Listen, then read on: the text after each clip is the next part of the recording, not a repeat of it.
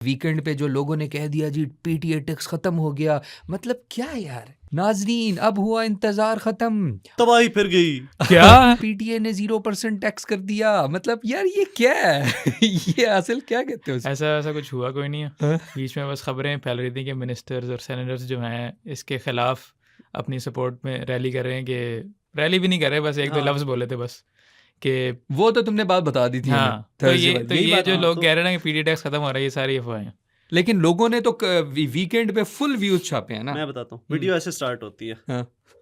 नाजरीन, पीटीए का टैक्स खत्म हो रहा है। Yes What? ये खबर बहुत ज्यादा सोशल मीडिया पे चल रही है। वाकई उधर से एक स्टेप नीचे आ गए, उससे फिर एक स्टेप और नीचे आ गए। असल में हुआ ये है कि सॉरी करो करो। यूसुफ रजा गिलानी के बेटे ने हाँ। पिटिशन भी नहीं कहना चाहिए, उसने बस वहाँ पे सेनेट में खड़ा होकर बोला है कि पीटीए का टैक्स नहीं होना चाहिए, जो कि पीटीए का टैक्स है भी नहीं। और उसमें फिर आईटी मिनिस्टर जो पीटीए की टेक्निकली है इंचार्ज हैं, दूसरा स्टेट मिनिस्टर ऑफ फाइनेंस, उन्होंने भी इसकी सपोर्ट की है कि हाँ सचमुच ये टैक्स नहीं होना चाहिए, ये जो आईटी की ग्रोथ है ना उसको रोक रहा है। अच्छा तो और तुम इस बात को लोगों ने ऐसे मरोड़ मराड़ के पेश किया कि जैसे बस इन 3 बंदों ने कह दिया ना अब पीटीए टैक्स खत्म हो रहा है।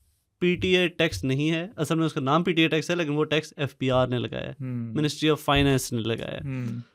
ये लोग कुछ भी नहीं कर सकते, ना इनके कहने से कुछ हो सकता है। और वो टैक्स गवर्नमेंट को डर्ब्स का भी चाहिए। टैक्स जो होता है वही उसमें वही वही डर्ब्स ना, हाँ, वो ठीक है।